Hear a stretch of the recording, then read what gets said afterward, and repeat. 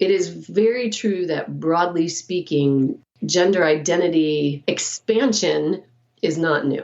It is equally true that statistics show us now in surveys broadly of folks in the United States in particular that like 2 to 3 times as many millennials identify as exploring their gender identity or not identifying squarely with boxes. Welcome to Tilt Parenting, a podcast featuring interviews and conversations aimed at inspiring, informing, and supporting parents raising differently wired kids.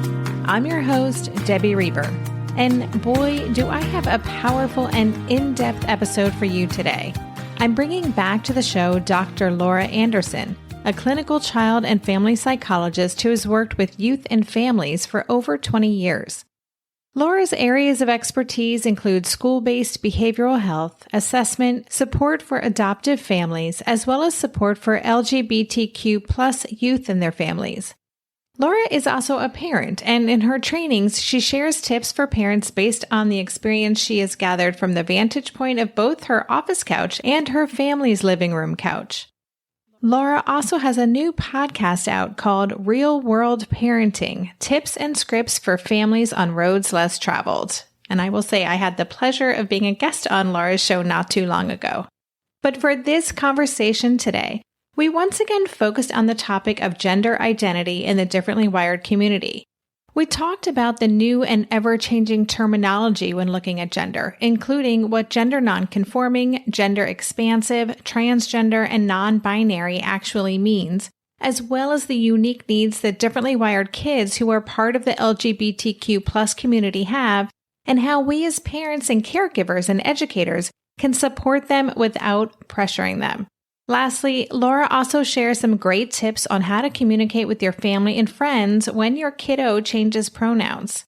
And a heads up, this is an extra long episode, but it is so good. I hope you get a lot out of it. And a quick reminder that with this season of the podcast, I've also started Playback Fridays, whereby every Friday I'll be re-releasing a powerful episode from my library. Tune in for episodes with people like the Out of Sync child author Cal Kronowitz, author of The Explosive Child Dr. Ross Green, Neurotribes author Steve Silberman, my original Asher specials, and much more. If you're already subscribed to the podcast, you don't have to do anything. Just keep an eye out for new episodes on Fridays showing up in your podcast feed. And now here is my conversation with Dr. Laura Anderson. Hey, Laura, welcome back to the podcast. Oh, I'm so glad to be here. I'm looking forward to this conversation. And in preparing for it, I realized it's been over 3 years since you were on the show. I felt like it was a year ago. So much has changed, and we'll get into that. But before we kind of get into the meat of our conversation, could you take a few minutes and introduce yourself, in your own words? I've already read your bio, but tell us a little bit about who you are and where your work is focused right now. Yeah, sure. Yeah, and I can't believe it's been 3 years. It's amazing. And what an interesting 3 years. But yeah, so I am a licensed child and family psychologist. I've been licensed since the late 90s now, always working with kids and teens and their caregivers. And in the last 7-ish or more years, I've done a deeper dive into gender identity development and kids and teens, LGBTQ plus support for families so kids and families thrive in that time. Do lots of supports of school, home, interface, and just basically really, I think I hang out a lot in a world where parents are raising children on different journeys from their own. That's kind of how like help in the translation, building bridges as we understand our kids' paths when their identity navigation at a core is pretty different from our own as parents. And I'm a mom, perhaps most importantly informed in this, and a mom who's learned a lot about this issue for personal and professional reasons. So, yeah, I love the way you put that, because I think that is really the most challenging part for so many parents who have children on a different gender journey, even more so, I think, than just having a neurodivergent kid, because for most parents, it is so different from their own experience. And so I love that you talk about translating that because it's so necessary.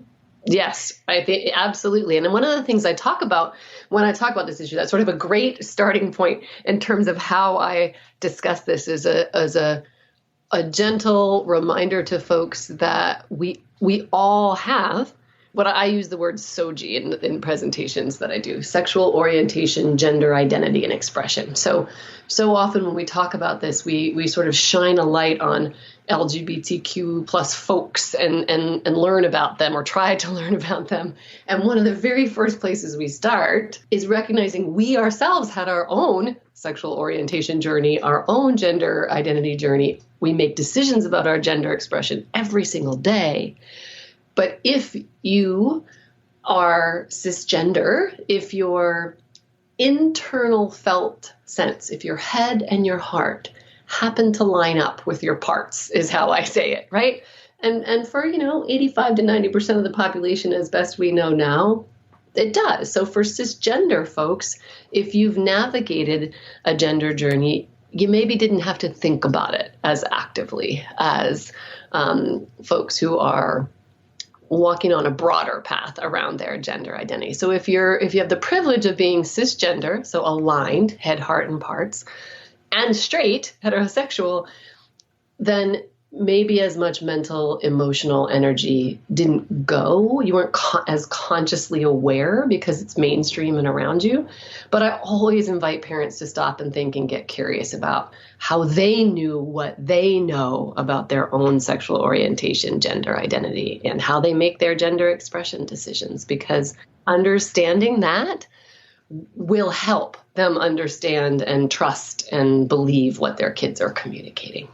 I love all the language you use, and head, hearts, and parts. And it's so helpful because this is new landscape for so many parents. And you talked about cisgender, and that is, as you described, when your head, heart, and parts are all in alignment. I think I'm saying that right. But could you define, just so we have kind of like a foundation for this conversation, the 3 words or terms that I think would be helpful, and please, if there are more that you think are important for this, do, but gender nonconforming, transgender, and non-binary for us.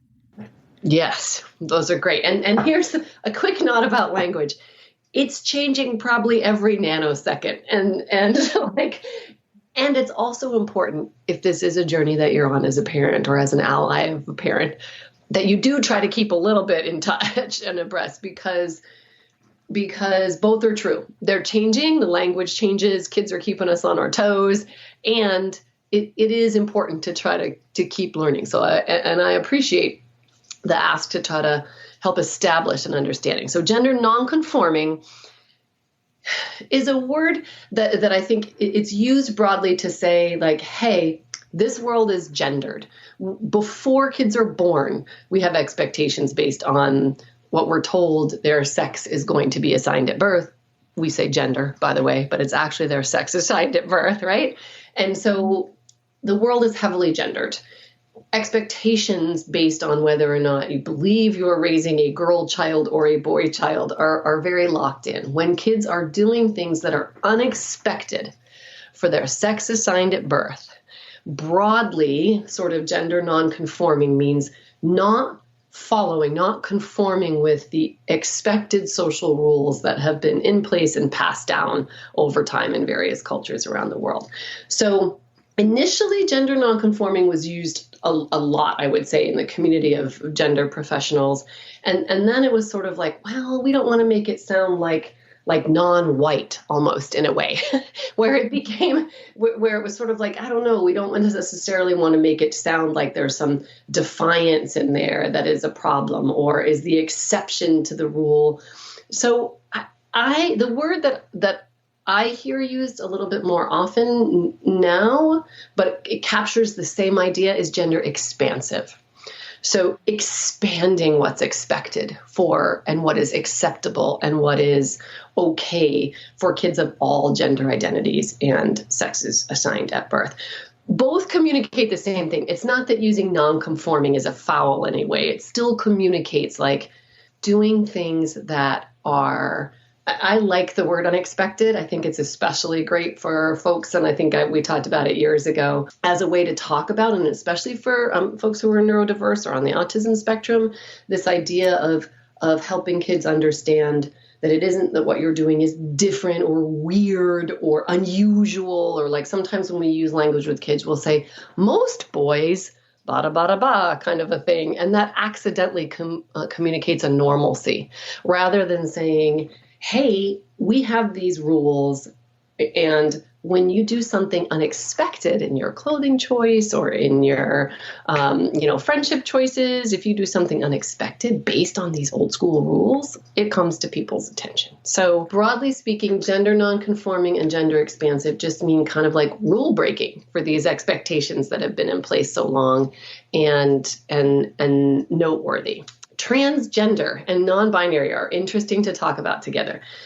First, starting with transgender, it, broadly speaking, is when your head and heart are, the way that I use language with kids is when your head and your heart are telling a different story than your parts. So your sex assigned at birth puts you into, two categories, where there's a third category, intersex, that happens with less frequency, but is important to recognize too. So there are three categories. You either get put into male, female, or intersex.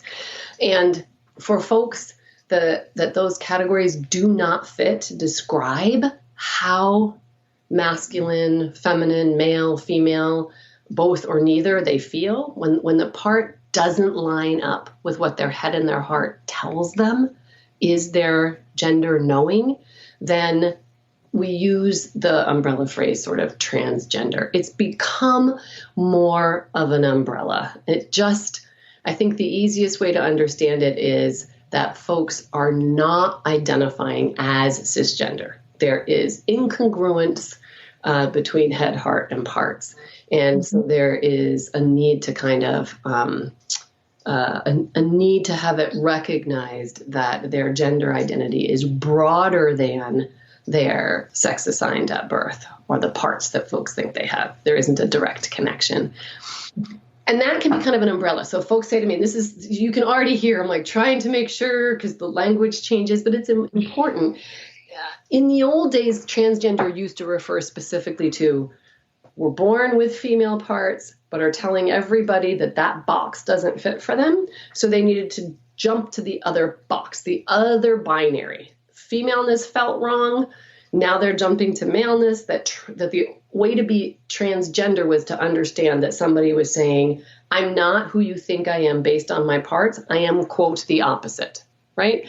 So there was a traveling across of gender identities is where that word comes from in the old days. Now it is understood to invite people into a broader community around, I'm sorting through my identity. Some folks within the community remain highly binary. There is a subset of transgender folks who will say, I did move from one binary identity, from one box to the other box. That does actually fully capture my identity. I am squarely binary. It works for me to be in this box of a binary, clearly male felt identity.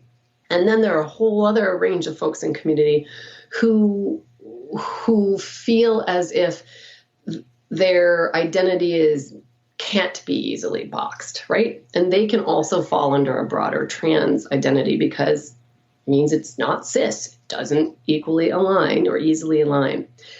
Non-binary, specifically, if we look at the word, means not of the two, not binary, cannot be placed in either of those boxes. So non-binary specifically means either the language that I use for folks is that rather than feeling male or female, our old binary, people who identify as non-binary express that they either feel both masculine and feminine energies or neither. So the old boxes of he and she or male and female do not resonate in their head and their heart. And they actually are saying that they may feel both masculine and feminine energies or neither. So those are the broad definitions. And there's like asterisks next to transgender because it's kind of an umbrella. Non-binary folks don't subscribe to any boxes, generally speaking. They would say sort of living in a place in between, or two-spirit is some of the language from Native American cultures historically. So I know that there's a little bit of overlap when you're like, wait, so tell me in a nutshell again. I think the easiest way to recognize it is to remember non-binary folks they sometimes identify as in the transgender umbrella, and within that umbrella of folks whose head, heart, and parts don't fully align, they are saying, hey, I'm both masculine and feminine energies, or I'm neither masculine or feminine energies. Neither of those fit for me. I am something else that can't be boxed. And then transgender folks kind of can either encapsulate everybody who's questioning their gender, or they are groups of the community are more binary by nature. For some folks within the transgender community, it does fit to feel very squarely male in their head and heart, or very squarely female in their head and heart. So they're overlapping concepts, but distinct too. And I hope that helps. I know it can be tricky. It is tricky, but no, it's super helpful. And I also know that there are so many other terms which we will not get into, but that is super helpful just to kind of explain the landscape here. And, speaking of the landscape, so it's been 3 years since we did the episode, and I'm just curious because, just in my awareness and the conversations I'm seeing in various communities, especially in communities that are made up of caregivers and parents who are raising neurodivergent kids, differently wired kids, there just seems to be a lot more conversation surrounding gender identity these days. And I'm just wondering what you've seen in your work and your practice. Is that just my perception, or is there a real shift happening here? Yeah, thanks. That's a great question. I think so. Both are true. Gender diversity has been around, throughout the ages. You can look back in indigenous cultures, literally all around the world, and there are examples of non-binary, of these two boxes don't fit ways of being in the world. And so it is very true that, broadly speaking, gender identity expansion is not new. It is equally true that statistics show us now in surveys broadly of folks in the United States in particular, that like 2 to 3 times as many millennials identify as exploring their gender identity or not identifying squarely with boxes as those of us, older folks in the, baby boomers and whatever, all in between. So young people are leading the way in saying, you know what, I think more broadly about my gender than we used to. I think I saw a GLAAD survey that recently placed it at something like 12% of the people questioned identified as specifically gender questioning or expansive in some way. So that's the way I talk to folks about it is like, and I had mentioned before, only it's really only increasing. What we've seen is anecdotally gender clinic numbers are going up. It comes up more in caseloads of providers. And then now the research is kind of catching up to that. So it was like 12 to 15%, I think upwards in one survey, almost 17% of people ages 15 to 25 or 27 or something. So it's more than the percentage of folks that are left-handed. I think 3 years ago, I would have said it's about the same with folks who are left. It's like more than left-handed people now. So when we think about how small or specialized a population this is, quote unquote, then we have to start looking at the reality that more and more young people are telling us the way they've been taught to think about categorizing their gender into 2 categories just doesn't fit anymore for them, and that they experience their internal sense of gender with a lot more expansion and possibility than we did as us older folks.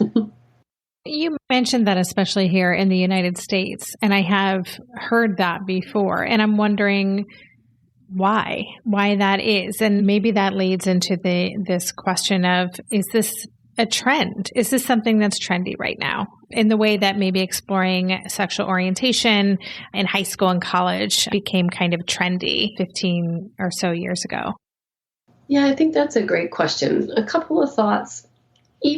When I say here in the U.S., it's largely because that's a lot of the data that I see. It is also true that gender clinics are cropping up around the world. They're busy. Europe, cranks out numbers on kids. So I think it's safe to say that broadly there is an uptick of folks exploring this in the world.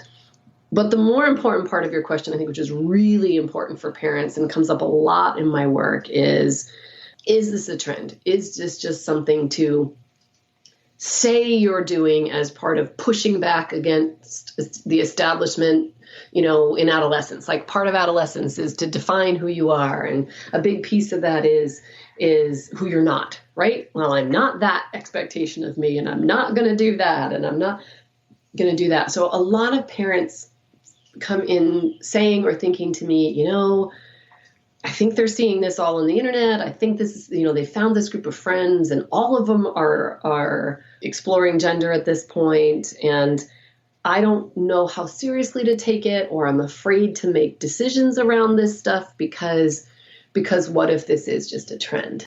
And this is another one of those both are true statements, right? There's a lot more in media. There's a lot more online. There are a lot more folks giving their firsthand experience around gender expansive living and knowing. And so kids are exposed to the language around this stuff and the language of possibility more than they would have been in the past. The other thing that I can tell you that is equally true is that if permission was the only thing that was needed to make this a thing, if this was, kids were just trying this on as trendy, then I wouldn't spend as much time with as many young people in distress.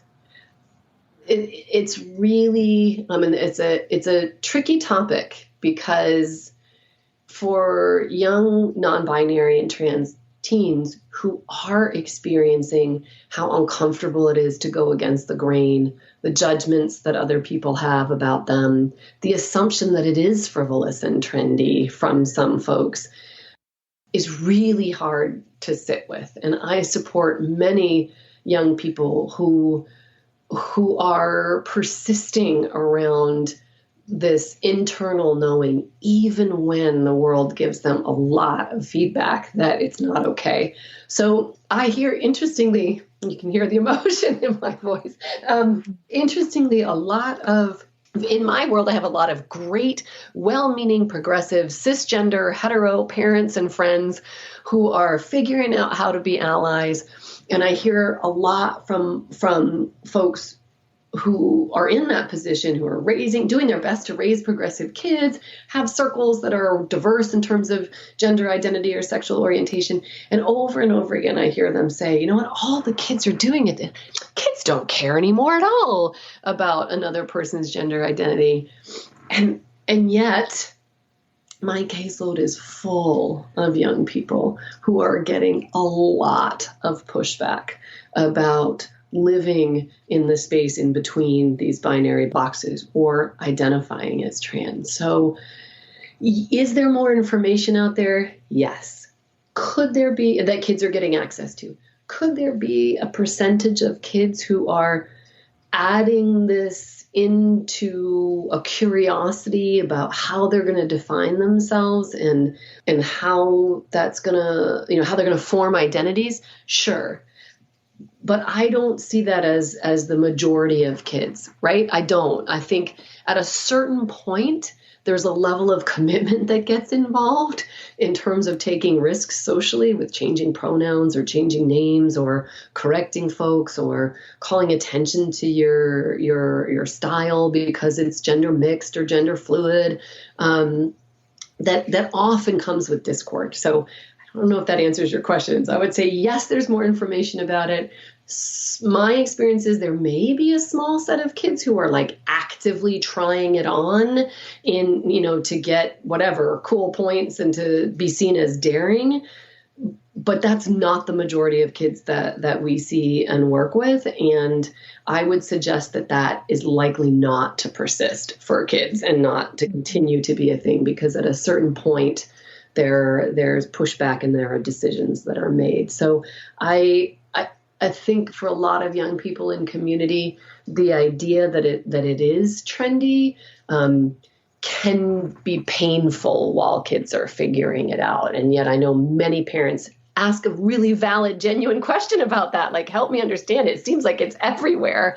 And yeah, there's more language about it, but it can still be a really painful internal process for most kids that I see, for sure. No, that was a great answer. Thank you for that. We'll be right back after this quick break.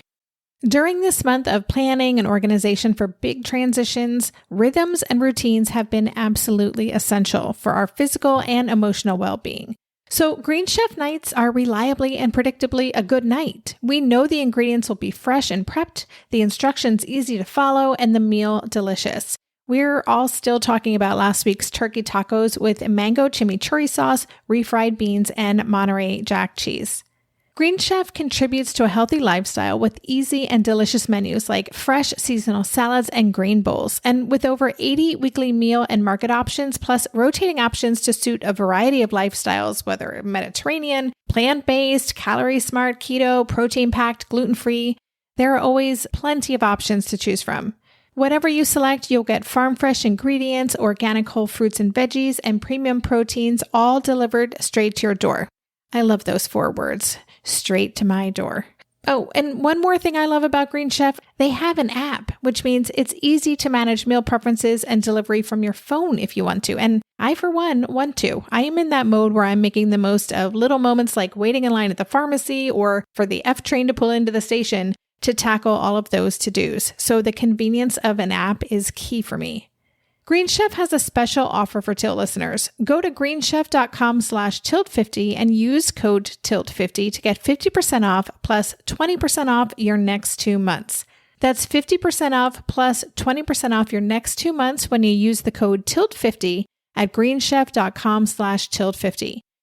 Maybe I've watched too many seasons of The Amazing Race, but every time I have to go somewhere on the subway, I treat it like a competition. It's all about making the right gut decisions about which route will get me there the fastest. Sometimes those decisions get me where I'm going early, and other times my gambles don't really pay off. Probiotics can't help with most gut decisions, but if your gut needs a little support, Ritual has your back. Their Symbiotic Plus, a 3-in-1 supplement, has clinically studied prebiotics, probiotics, and a postbiotic to support a balanced gut microbiome.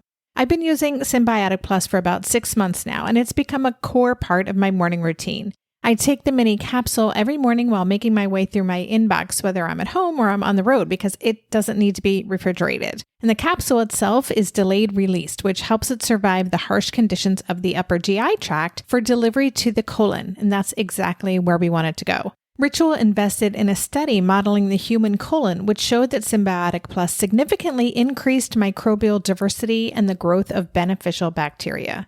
There's no more shame in your gut game. Symbiotic Plus and Ritual are here to celebrate, not hide your insides.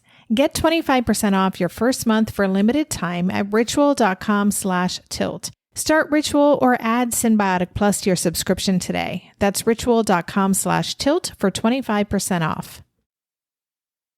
So, you talked about identity, and specifically with regards to the core listeners for this podcast, we are parents and caregivers, some educators supporting differently wired kids. And there's obviously a high number of trans kids who are also neurodivergent. And so could you spend a little time talking about that unique intersection of needs? I actually heard from one parent in our community who is an advocate in inpatient adolescent psychiatry and just said a huge number of kids living in that intersection of being trans and neurodivergent are the kids that she's working with, that she's seeing in their clinic because of mental health challenges. So can you just talk a little bit about their unique needs and maybe what they're dealing with right now?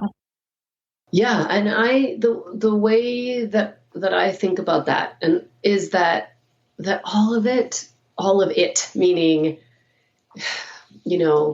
wiring, mental health, gender, sexual orientation, learning styles, to me are just sort of a beautiful, complicated web of neurology, neurodiversity, and that we do tend to see overlap for folks that are neurodiverse. That there's a broader range of ways they do gender. There are some distinct ways that mental health issues can show up. I mentioned before, one of the reasons that we spoke 3 years ago is that gender clinics do see a higher percentage of folks with autism spectrum diagnoses than you'd expect, given the population surrounding these gender clinics, right? So young people who sit at the intersection of an autism spectrum diagnosis end up showing up in clinic more than you would expect, particularly those assigned female at birth. So that's a language that you can hear. People will say, like, particularly people who were born girls.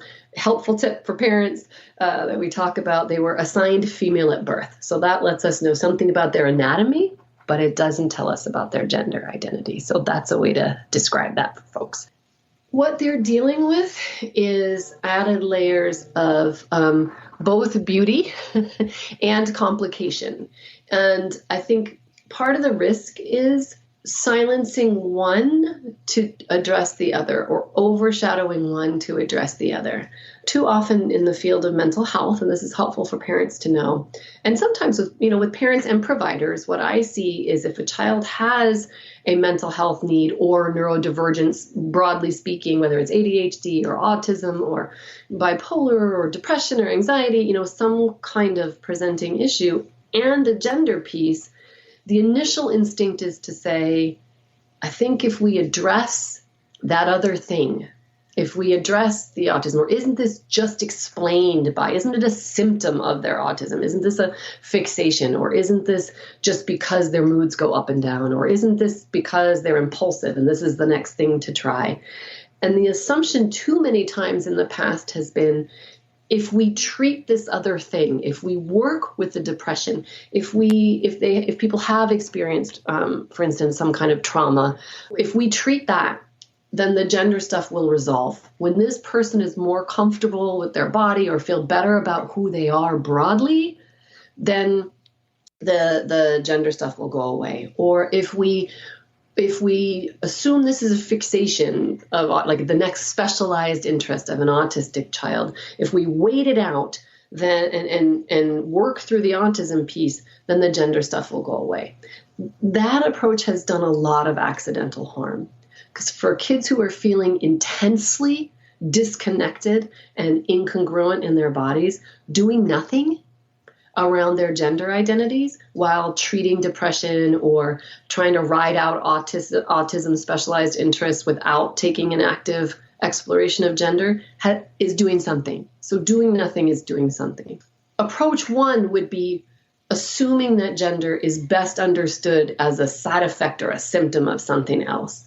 And not helping a child get clarity, not helping them live in it in a variety of ways. And we'll talk about all the ways to help kids explore, I hope, because parents also get a little emotional and lose sight of some important things in terms of how you support and affirm a child. But path one would be focusing on the other areas of neurodivergence, assuming that the gender will resolve itself. It's also unfair to assume or to put all your energy into only doing affirmation of a child, thinking that if the gender piece is 100% in the clear, then all of these other issues will go away, right? So it's a very much a two-pronged, in my opinion, approach. It's possible to be affirming of a child's exploration around their gender identity and seek support for the way that their neurodivergence informs their decision-making and their sense of self and how they understand information. So it's really, yes, we see an overlap of kids who have neurodiversity in some way, and gender diversity are more expansive, are more open to thinking differently, outside the box, ways literally around their gender, and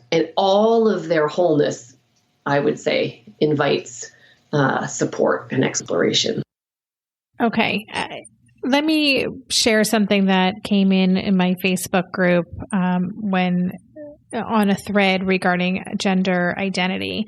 And this was from a parent of an autistic assigned female birth child. Said, I hate to say the word phase here. I don't know how else to describe it. This was our experience. It's a difficult path for everyone. So how can parents really support their kiddo and show unconditional love without making them feel pressure to stay a gender once they've declared it? So this is a child who assigned female birth, declared being a trans boy, and now is back to identifying as female. And so how can we support our kids through this in that way, talked about affirming while also staying open? How do we show up to that? Yeah, I think one of the biggest things, and it's so beautiful in terms of like the tilt parenting community, right? As I'm sitting here, you can't see me, but I have my head tilted to the side as I'm thinking about how to explain this, because it really begs for grown-ups in a young person's life to be open to reimagining what they thought they knew. It literally means being able to shake this image in your head of boxes or a line. We used to say that gender, was 2 boxes. That's limiting. Even when we talk about gender spectrum, and gender, anybody listening here now needs to hop right onto gender spectrum in whatever social media they can. Genderspectrum.org is the epicenter of a lot of information that supports young people. And so, but even calling they sort of chuckle. Even calling gender a spectrum suggests it's a line. And I hear people all the time talk about going one place and then what if they go back, right? Parents' primary fear around this stuff is fears in the extremes. I get fears from parents that are, I don't want to say no to things that my child needs, but I don't want to say yes to too much either. Like, where is that sweet spot in the middle where I say yes in ways that will support my child in the long term in their life, not just in the next 3 months? I don't want to say yes to irreversible things or to setting my child up to be an outlier in society or to always live in a space in between and get targeted for that, right? Our parent worries get in front of our kids' experience. And one of the ways that we talk about gender now is, instead of a box or a line, imagine that it's a web. and that a change in direction is a change in direction. It isn't a going back. It isn't a hopping into another box. It isn't backpedaling on this same line. It is actually moving through the world and getting data on your gender from 2 key sources. One, young people get information about their identities when there's no audience, when it's them, themselves, their bodies. How do they feel in their gendered body when there's no one around? For some young people, bathing is a time of high dysphoria. Dysphoria is a word for discomfort specific to gender. So they feel incredible angst around bathing, around mirrors. Interestingly enough, online classes have been really difficult for kids, because when you're sitting in 7th grade in real life school, you don't see an image of yourself all day. When you're looking at your face all day, for a lot of gender expansive kids, that can be tricky. So no audience. This is them in relationship to their own body and all the ways that bodies become gendered as we go through puberty and are gendered. The second piece of information how they integrate identity is what the world does with their gender. How are they read in the world as masculine, feminine, both or neither? And kids are sort of factoring all of that in. And I think if we imagine that this course that they're on, if they're telling us, hey, it doesn't feel as straightforward as I thought it's supposed to be, I hear what's expected of me, it doesn't fit for me, I want to walk forward and figure this out. The parent task is to be able to manage our own anxiety about what it means to break rules, to do unexpected things. And in some ways, parenting neurodiverse kids kind of prepares us for that too, right? Like many of us have earned our chops supporting kids who are doing unexpected things in classrooms or play dates, right? We sort of are practiced in the art of like, other people are going to think this is an interesting choice for my child and family, but here we go, kind of a thing, right? And so in some ways, we're a perfect pool of folks to be able to think through how to walk with our kids and to let go of our fears about ambiguity. And that is some of the hardest stuff that I see for parents, is sitting with the ambiguity about the outcome of this stuff. The percentage of folks who do, I mean, there's even the word that you're describing is detransition, is really small. The folks who are headed in a clear direction and then change and head in an equally clear but very different direction are very, very small, especially for kids who express a desire to expand their gender identity post-puberty. More younger kids will say things about feeling different in their gender, and then that shifts before puberty begins. But if a child is into puberty and they're asserting that they have a gender identity need, the percentage of kids who undo that in a big way is it's infinitesimal. It's like 1% something of folks who do. So the parent work around how to support kids, this was another piece, and I hope it's helpful to talk about. 8 out of 10 times when people come into me and their child has said to them, I think I'm trans, or I think I'm non-binary, immediately people go right to surgery or hormones. It's an emotional reaction that parents have, especially those of us who didn't know much about it. That's what we think about. We think about the old model of one box to the other, surgery, changing your body forever. Oh my gosh, wheels are spinning, hearts are racing. And I want to really sit with parents to understand that there are a myriad of ways that young people can be supported to learn about their gender identity that don't race straight to the medical interventions. There are absolutely young people who need them to feel safe and settled and okay in their bodies. There's also a subset of folks for whom that medical intervention decision-making doesn't come for a long time in the process, if it comes at all. That's another important thing to say about the definitions. If a person tells you they're transgender, you don't know what that means about their parts. You don't know what it means about if they're taking hormones or not. There are some people who identify as trans who've never taken cross-sex hormones. There are some people who identify as non-binary who do not have any medical interventions. There are others who are taking hormones and still identify as non-binary. So you know very little from the label itself. And there are all kinds of ways for a young person to explore their gender. With immediate family, can they try pronouns or names and then find out how does it feel to live in it? Not because they're flippantly trying things on like an outfit, but what data are they getting with no audience when they're by themselves? How does it feel to think about using a different name or pronouns, or to experiment with their gender expression, how they show their gender? It's not their identity. It's how we express our gender. Do they, what's it like if they're in their room and they're trying on hairstyles, or they're using makeup when they haven't before, or these things that are gender coded, right? Would they wear clothing that would be considered more feminine or masculine? Try that at home. How does it feel? Does it resonate with the young person? Does it not? Can their two closest friends use pronouns? Can they, can a slightly larger bubble of the immediate family help this child explore and live in this gender because they gather data from themselves in private and from the world around them? And all of that is affirming without racing in a certain direction toward the medical stuff, because that's the emotional place parents go.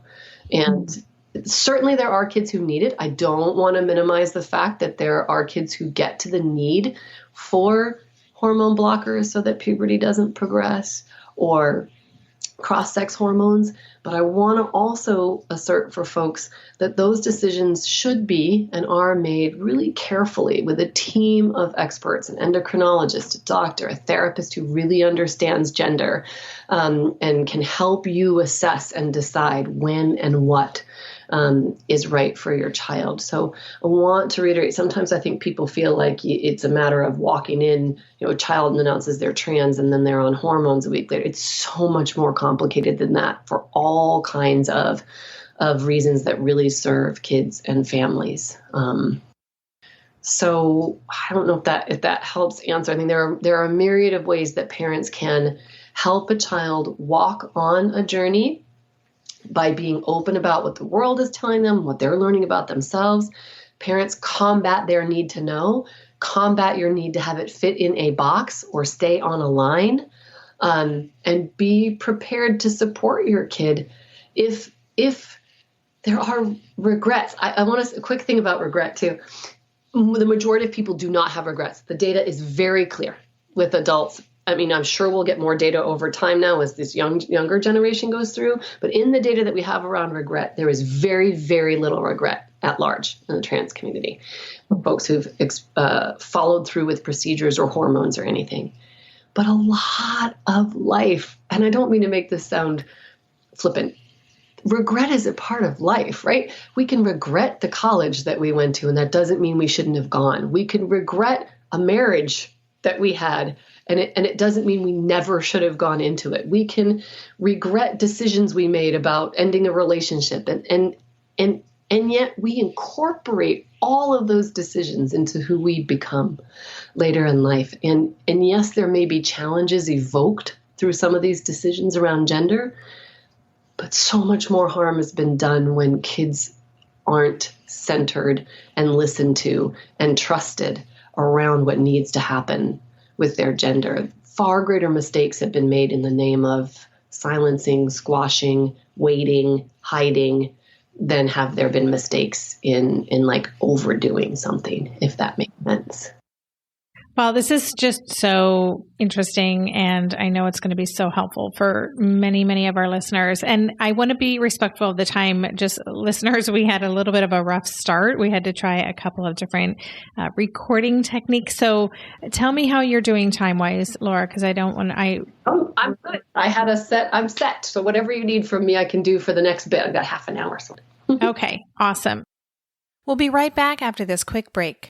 Hey there, it's Debbie. I love making this show and sharing conversations about how to support our awesome neurodivergent kids. I've seen how even one little insight from an interview can spark a big shift in daily life. But I know that raising complex kids can be messy and lonely. And just when we think we figured it out, something comes up that boots us right back to feeling overwhelmed and stuck. That's why I've poured everything into creating a way for parents like us navigating complex parenting journeys to join together and chart a path that feels positive, hopeful, and doable.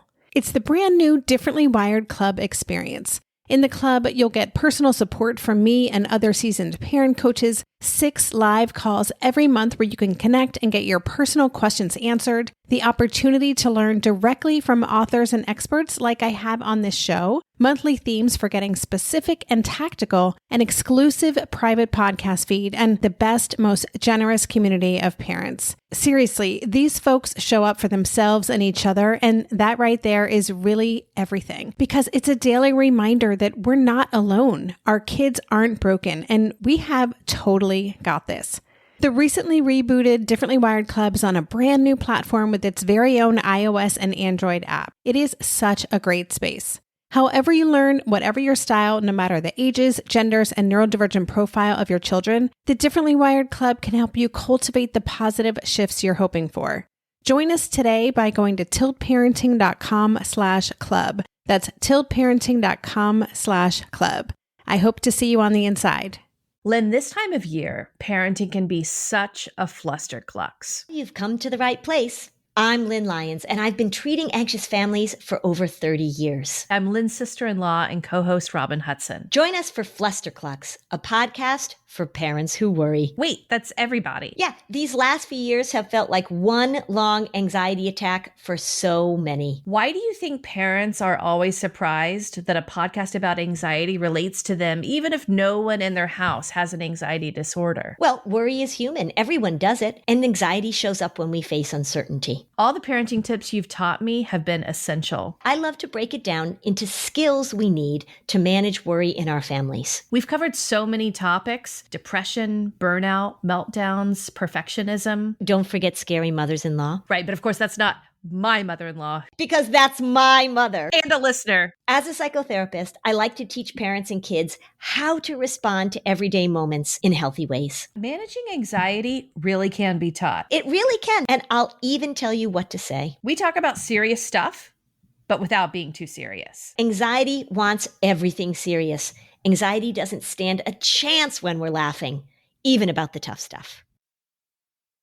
You talked about working with a team of people to help make these decisions. And that was one of the questions that came in from a parent in the community is how important is it to have our child work with a therapist who really specializes in gender identity? Bias acknowledged. I think it's pretty important. So as I mentioned, when I began specialization in this work, I'd already been practicing almost 20 years. And there are lots of things in the world of therapy and psychology that you can sort of just tweak a little bit of the knowledge that you have and learn as you go. And again, I'm not cavalier about pretending I know stuff I don't otherwise either. But I will say that this area feels to me, in my humble opinion, like a real area of specialization. It's a lot to understand. And it takes a lot of specialized knowledge about both the gender pieces. What language do we use with kids so that they will talk to us? How do we understand their inner experiences?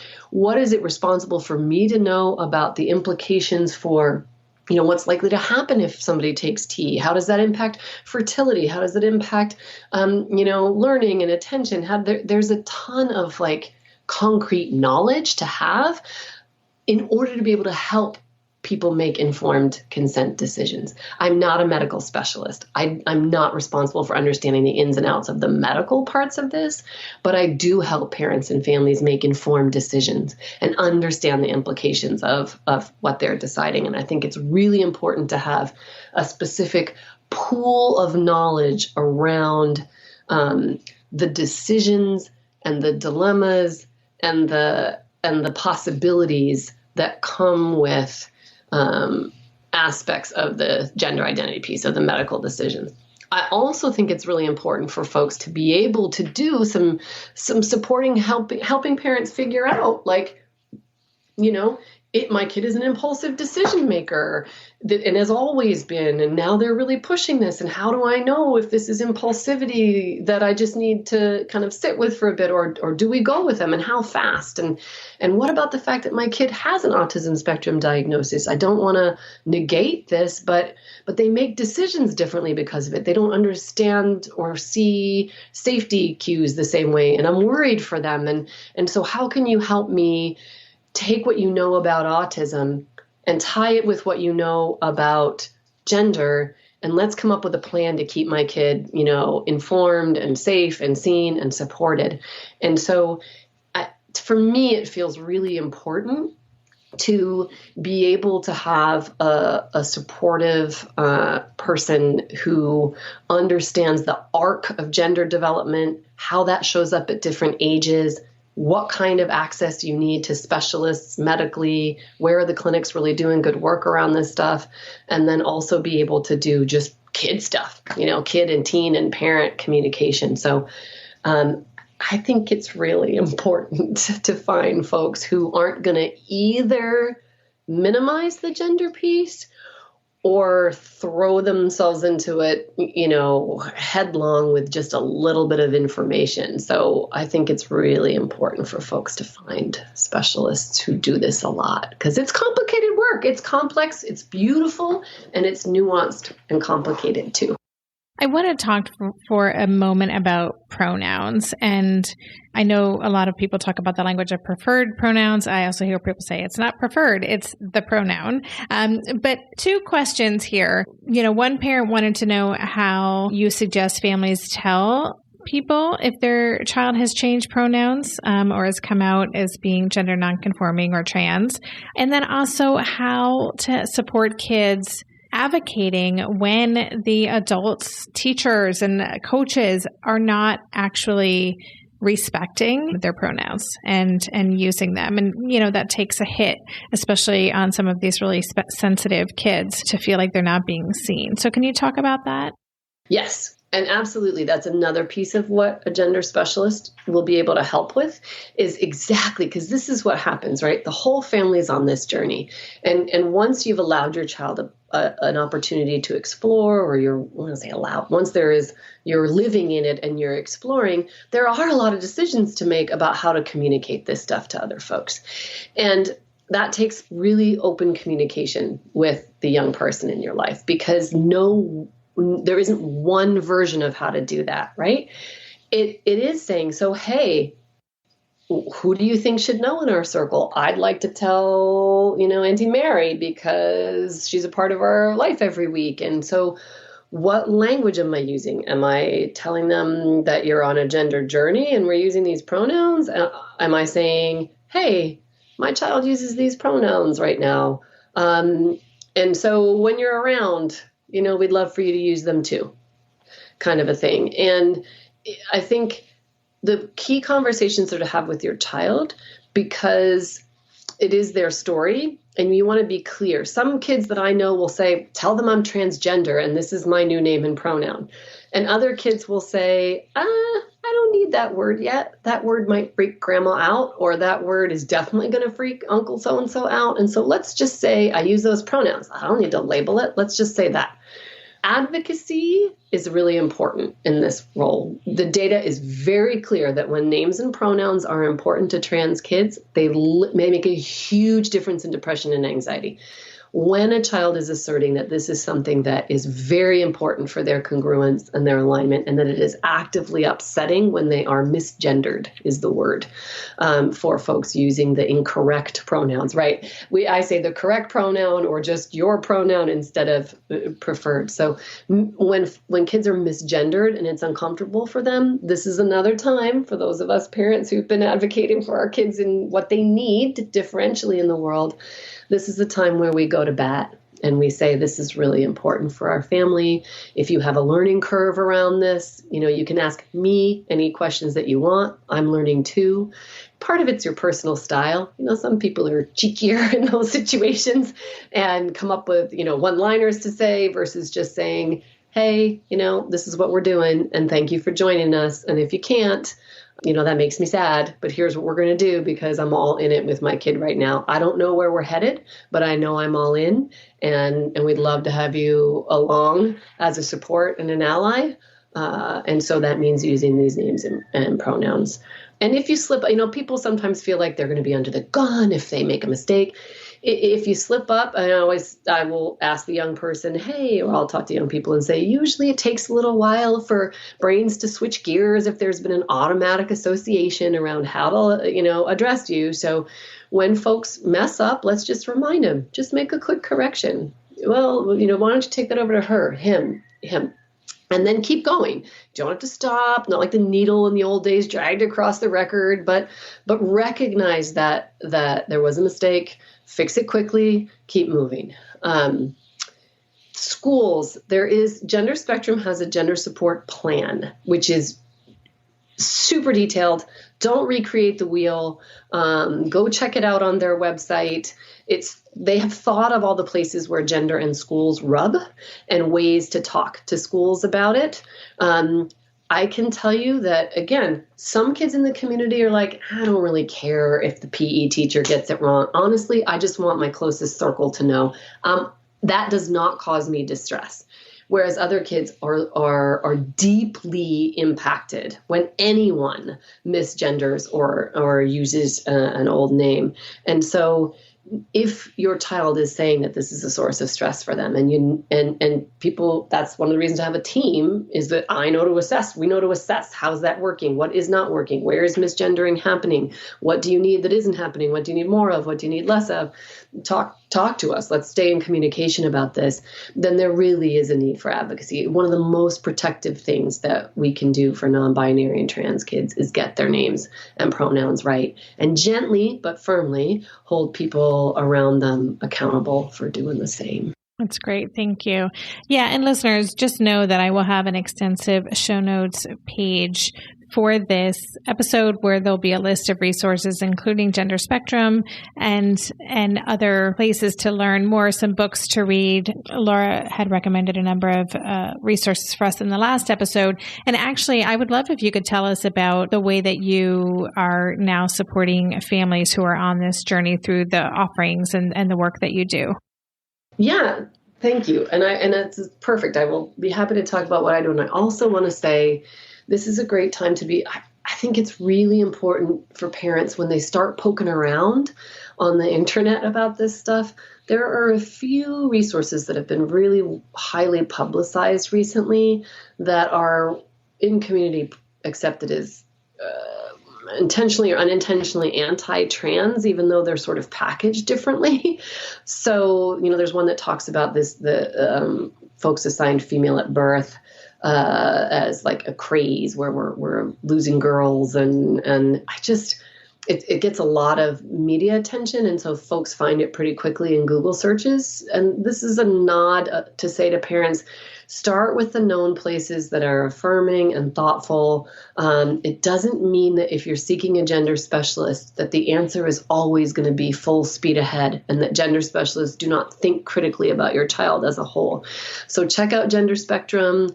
There's Mind the Gap, MINDTHEGAP is a list of providers that's associated with the UCSF clinic, and Diane Ehrensaft, who's written a lot of books. Any book by Diane Ehrensaft is fabulous. Stephanie Brill has done the transgender child and transgender teen.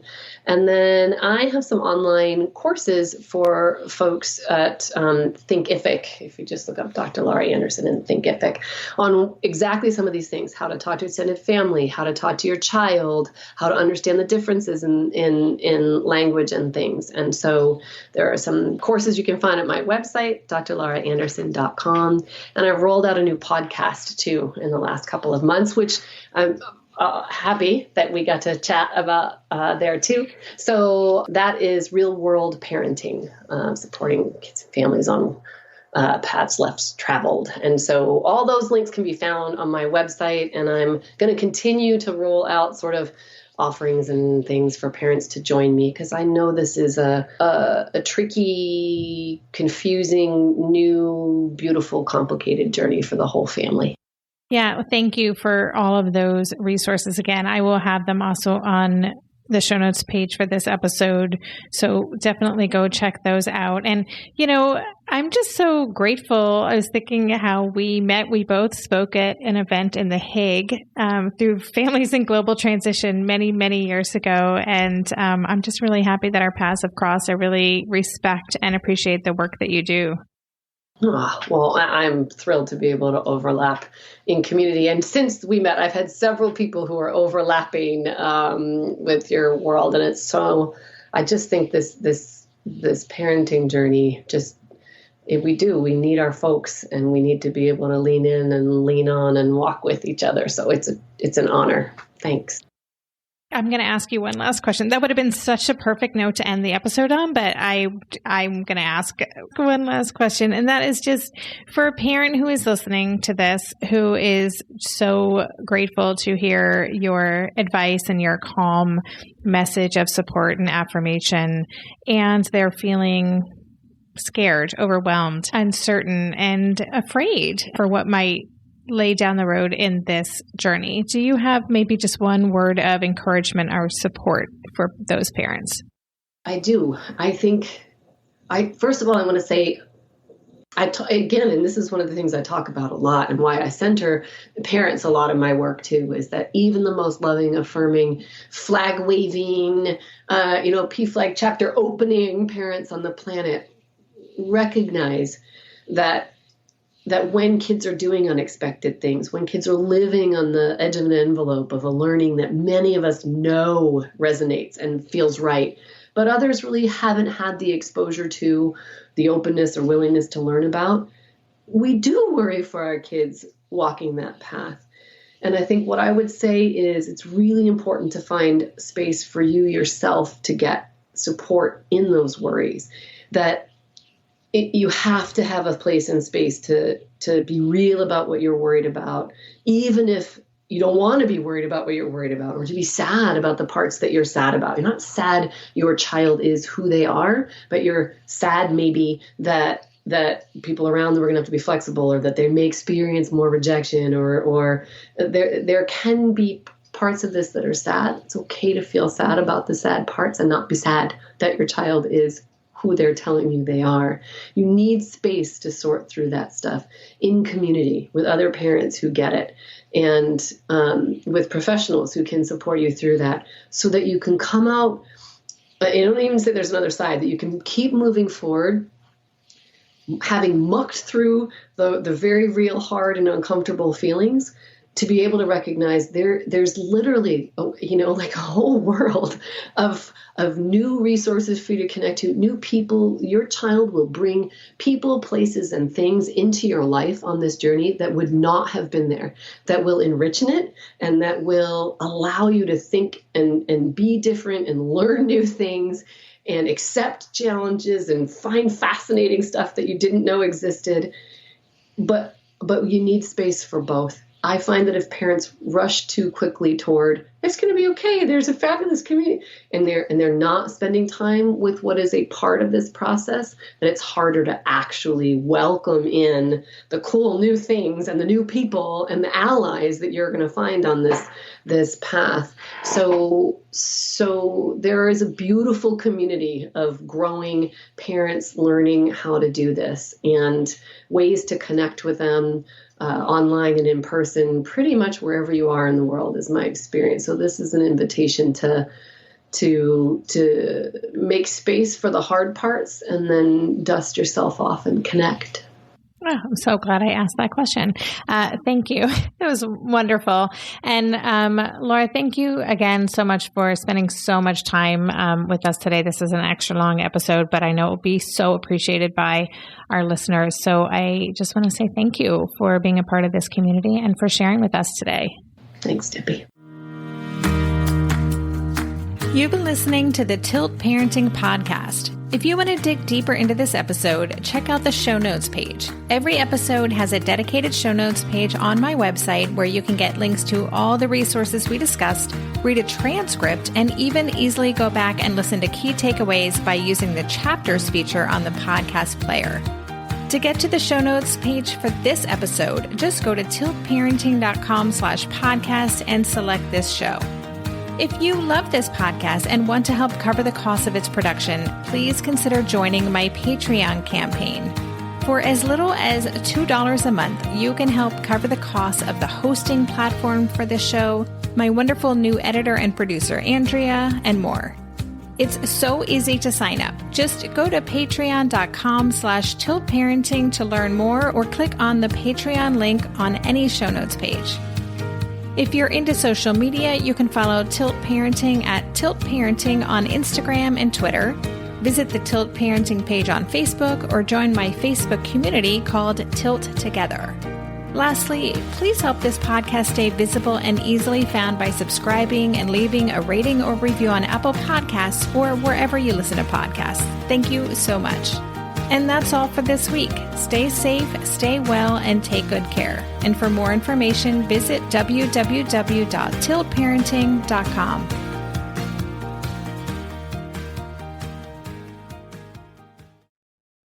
Are you overwhelmed by the things that get in the way of you doing what you want to do? Are you looking for ways to simplify life to better align with your values? Do you want to create space in your schedule so you have room for more of the good stuff? Play, joy, relationships, gratitude, and more? If you answered yes to any of these questions, I invite you to check out Edit Your Life, a podcast to help you edit the unnecessary from your life so you have more room to enjoy the awesome. Through episodes with me, Christine Coe, and a range of super smart, compassionate, and thoughtful guests, you'll come away with big picture insights and practical ways to declutter your home, schedule, and mental space without getting bogged down by perfection. I have always believed that small moments and actions matter tremendously. My goal is to help you find agency and space in your life through doable baby steps that will leave you feeling accomplished instead of overwhelmed. Check out Edit Your Life wherever you enjoy your podcasts.